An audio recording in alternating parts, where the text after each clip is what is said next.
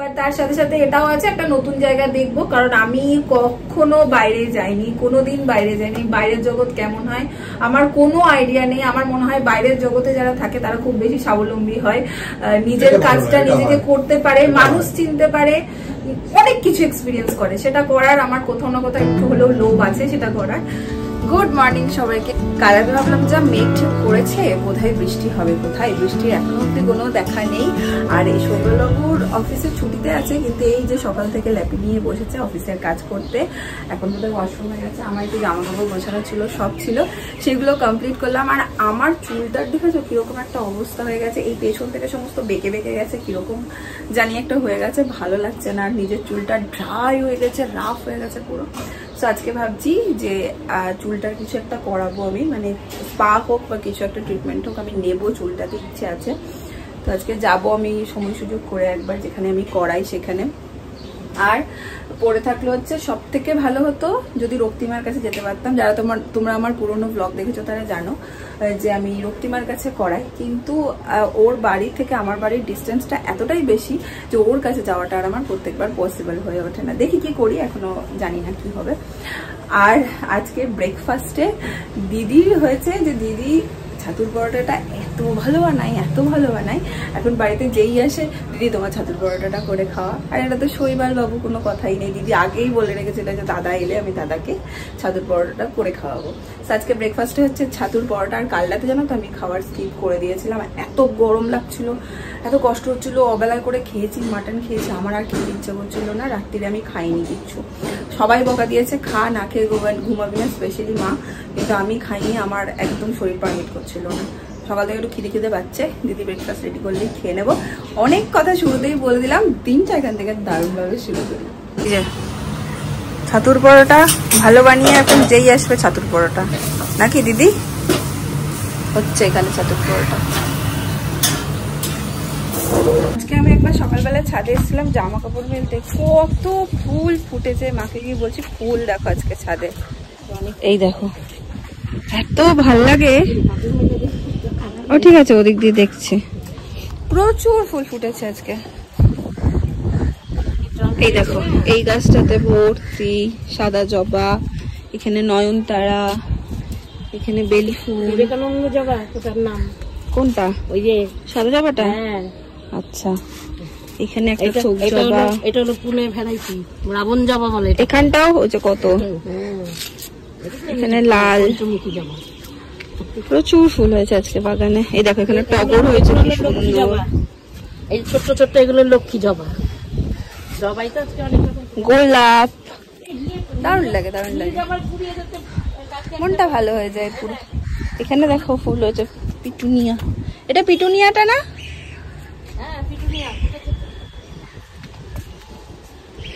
এই নয়নতারা টগর যদি বাড়িতে থাকে না তাহলে পুজো দেওয়ার জন্য অনেক ফুল হয়ে যায়, ফুলের কখনো অভাব হয় না। নয়নতারা ইয়ে হতেই থাকে। হ্যাঁ কই, হ্যাঁ এই যে অপরাজিতাও ফুটেছে। ছাদ বাগান ভর্তি ফুল আজকে।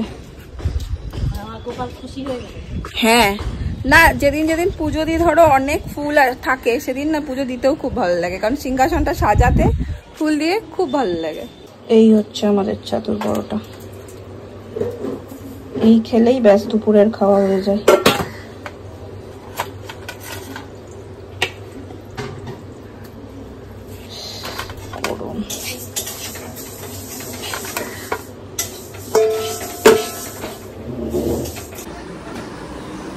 Good morning. सवास कैलेंडार লাগিয়েছে খানা। এই ক্যালেন্ডার, এটা কি? ও সসের বোতল। হ্যাঁ দিদি স্পেশাল।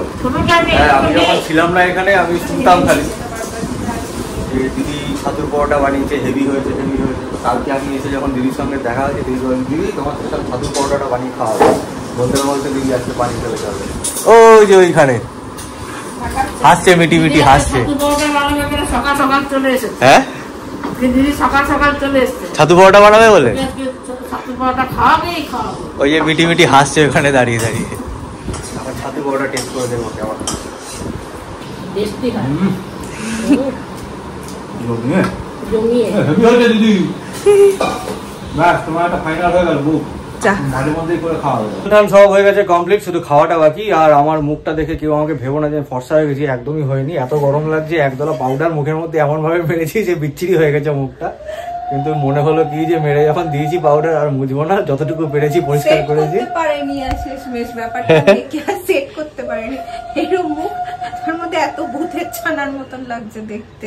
হ্যাঁ খুব গরম লাগছে, ওই জন্য পাউডারটা না দিয়ে ফেলা। অ্যাকচুয়ালি গরম থেকে ঘাম হয়, ঘামটা হলে আমার খুব অস্বস্তি হয়, তো ওই জন্য পাউডারটা দিতে গিয়ে অনেকটা পাউডার পড়ে গেছে আর ওটাই মুখের মধ্যে মেরেছি ধপাস করে, একদম খাবলা খাবলা হয়ে গেছে পুরো। যাই হোক, শাকের আবার শুনতে পাচ্ছ মা দিচ্ছে পুজো। আর এদিকে না আজকে এডিটিং অনেকটাই লেট না হয়ে এসছে, কিন্তু আমি খুব চিন্তায় পড়ে গেছি যে আমি চুলটাকে আদৌ করাবো না, কারণ हमारे जैसा स्टाइल बना लो।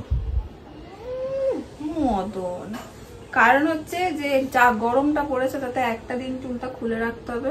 প্লাস তোমাদের সবার সাথে শেয়ারও করা হয়নি, আমরা যাচ্ছি বোলপুর, হচ্ছে শনিবার দিন আমরা যাচ্ছি। শনিবার যাবো, রবিবার থাকবো, সোমবার চলে আসবো। তো তার মাঝে ওয়াশ করার ব্যাপার থাকে চুলটা। আজকে বৃহস্পতিবার, 3 দিন পরে মেবি ওয়াশ করতে হয়। গামছা উঠছে পেছনে, সেগুলো তো নর্মাল ব্যাপার, পেছনে গামছা উঠছে।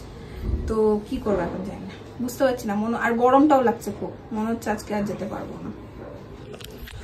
এদিকে দেখি বাড়ির আর বাকি দুজন মেম্বার কি করছে। ফ্যানটা বাবা মনে হয় ঢুকেছে স্নানে, আর ওইদিকে মা মনে হয় ঠাকুর ঘরে। শাকের আওয়াজ পাচ্ছিলাম, এই যে ঠাকুর ঘরে বিড় করে দিয়ে আমি মন্ত্র করছি।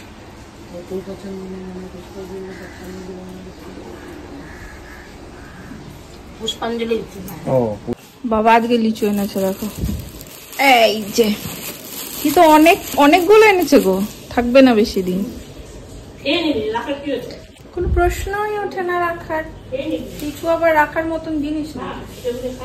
ঘুরতে ফিরতে লিচু বাড়িতে থাকলে ঘুরতে ফিরতে মুখ চলে।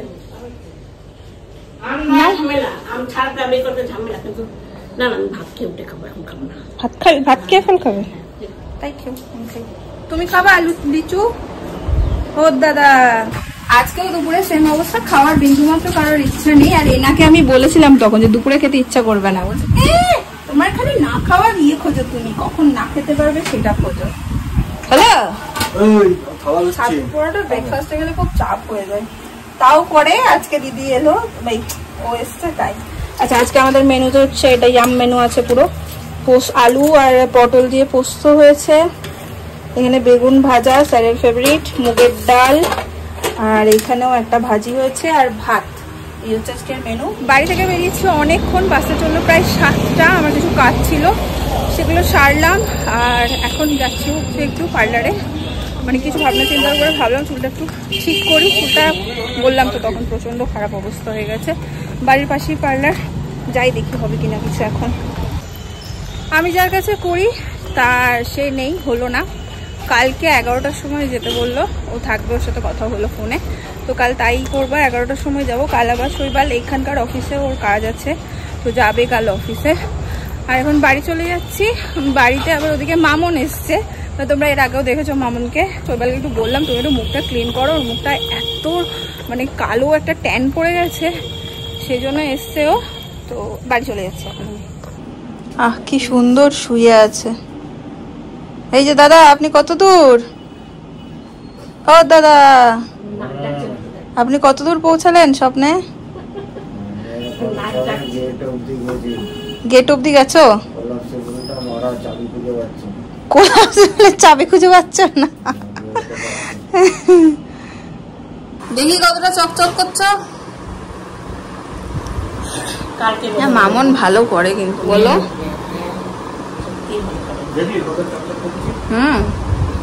মামন ভ্যাক্সের জেলটা দিয়েছে, আর ও আমাকে ফোনে বলছে মামন আচারটা বসিয়ে দিয়েছে, তুমি কোথায়? আচার গলাতে বসিয়ে দিয়েছে। আমি তোর জন্য বললাম গলাতে যখন বসিয়ে দিয়েছিস তাহলে আচারটা আমি আগে একটু খাই। কি কথা, আমি রাস্তায় একাই হাসছি, বলছে মামন আচারটা বসিয়ে দিয়েছে, তুমি কোথায়? না চা নাও, চা নে নাও, তোমার নাও। চায় পে চা।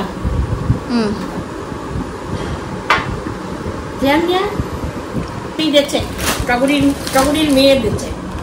ও এখানে শপিং দেখানো হচ্ছে ছেলেকে। দেখবো না আমি, আমারটা কই? কাকুরির মেয়ে দিচ্ছে। আমারটা না থাকলে ও হ্যাঁ, তোমাকে এটা দেখানো হয়নি না, এটা বোলপুর থেকে এনেছি বাবার মায়ের জন্য। এটা কি? বাবার বিষয়টা জন্য। সুন্দর তো। বাবার জন্য। বাবা পড়বে, বুঝেছো? হ্যাঁ, এটা পরে তুমি জল চালাতে যাবে। এটা দিয়েছে, জল চালাতে যাবে। এটা বাবার জন্য আর এটা আমার জন্য। আমার তো আর এটা আমার জন্য। এটা সেদিন হালকা কালার দিয়ে পড়েছো? পড়ো একদিন। সুন্দর না কালারটা? দুজনের ম্যাচিং করে দিয়েছি। আমি তো দেখছি। এটার সঙ্গে এটাও আছে। এই সব এটা কি প্যান্ট? হ্যাঁ, পালাজো। এই সব এই তো সেই বুককার টাইপের মনে হচ্ছে। না গো, পালাজো। পালাজো। সুন্দর তো। এই দেখো, হ্যাঁ, আমি পারবো রে। তো অনেক বড় হবে। ঢোল গোবিন্দ, আরেকজন ঢুকে যাবে ওর মধ্যে। ঢোল গোবিন্দ। ঠিক আছে। বাবা, ভুল থাকলে তুমি কি করবে? হ্যাঁ? ভুল থাকলে তুমি কি করবে কি করবে? তাহলে? আমার টি-শার্টটা খুব সুন্দর। এটা আমার স্বভাব। বাবার কোনো কিছু নতুন আছে আগে পরে দিলাম না মায়ের জন্য। সোনাঝুরি সেইবার তো সেই গিয়ে তো নিয়ে বুঝতে পারিনি আমরা। মা বুঝতে পারেনি, মা বলেছিল এটা না এটা না, মন ভিডিওতে দেখে বুঝতে পারেনি, মনে আছে? ভিডিও কলে দেখিয়েছিলাম। না না, এই জিনিস না, এই জিনিস ওইটা, এটার কথাই বলছিল মা। এই জিনিস ছিল তো। এটা কোথা থেকে নিয়ে এলো? দক্ষিণাপন থেকে। দক্ষিণাপন থেকে? ওইখানে ছিল কত? দামটাও বেশি। হ্যাঁ, ওইখানে ওখানে হলে সস্তা হতো। এই জিনিস ছিল দক্ষিণাপন তো, অনেক বেশি দাম নিয়েছে। এই জায়গাটাই বসলেই মনে হয় তোমাদের সাথে কিছু একটা বেশ জরুরি শেয়ার করতে চলেছি, বেশ একটা অন্য কিছু বলতে চলেছি, বৈঠকখানা টাইপের ব্যাপার আছে এখানটাতে। বসলেই মনে হয় কিছু একটা বলবো তোমাদেরকে। যাই হোক, আজকে সেরকমই ব্যাপার, কিছু অবশ্যই বলবো। বাইরে এখনই সেটা নিয়ে আলোচনা করছিলাম। আর তোমরা অনেকেই কমেন্টও করছো যে শৈবাল এই ছোট্ট লাগেজ কেন নিয়ে এসছে, গিটারটা কেন ওখানে রেখে এসছে, তারপর নানান রকমের প্রশ্ন যে তাহলে হচ্ছেটা কি ব্যাপারটা বলনি। মানে যেই মেইন প্রশ্নটা এসছে সেটা হচ্ছে ওইটুকু ব্যাগও সাথে করে কেন নিয়ে এসছে। আবার যেতেই হবে দুদিন পরে। মাথা কেটে যাচ্ছে। আবার দুদিন পরে যেতেই হবে, তো সেই জন্য আমি কিছুদিনের ছুটি নিয়ে এসেছি। আমার একটা বড় বাক্স আছে, যেটা যাওয়ার সময় নিয়ে গেছিল, যে স্কাই কালারের ওটাকে ট্রাঙ্ক বলতো, আর এখনকার দিনে ওটাকে ট্রলি বলে। স্কাই কালারের ট্রলিটা আমি নিয়ে যেতাম বোলপুর, সেইটা ও এবারে নিয়ে গেছিল। ওটাকে আর বই কষ্ট করে নিয়ে আসেনি, আমি ওটাকে রেখে এসেছি। আর কেন রেখে এসছে তোমাদেরকে বলেই দিচ্ছি, অনেকে বুঝেই গেছো। শৈবালের ট্রান্সফার হয়েছে, বলবো ট্রান্সফারই হয়েছে, বাট সেটা আহমেদাবাদে হয়ে গেছে। আর এবার আমিও ওর সাথে শিফট হচ্ছি, সেরকমটা এখন অব্দি প্ল্যান হয়েছে। ওখানে রাধুনি নেই তো, রাধুনি নিয়ে যাবো। যাই হোক, না আমার রান্না করতে ভালো লাগে, রান্না করে খাওয়াতেও ভালো লাগে, সেটা নিয়ে কোনো কথা না। এবার শিফট হচ্ছি আমরা, হচ্ছে কত তারিখ এখনো ডিসাইড হয়নি, খুব তাড়াতাড়ি, মানে 9-10 তারিখের মধ্যে নাকি, তার আগেই মনে হয়। বেশি দিনের ছুটি নিয়ে আসেনি, আর ঠিক সেই কারণেই আমরা যাচ্ছি হচ্ছে বোলপুর যাচ্ছি, মা সবার সাথে দেখা করতে। মনে অনেক দুঃখ আছে। এসেছিল, হ্যাঁ, ওর সাথে দেখা কিন্তু আমি তখন ছিলাম না বলে আমার সাথে দেখা হয়নি। ভাইরা এসেছিল, জানি সবাই ভুলে গেছে, পুরো ব্লগটা ওর না কেটে গেছে পুরো মাথা থেকে। যাই হোক, এখন দুজন মিলেই ওখানে যাচ্ছি। মনে প্রচুর দুঃখ আছে, এরকমটা নয়, তার কারণ বলে দিচ্ছি।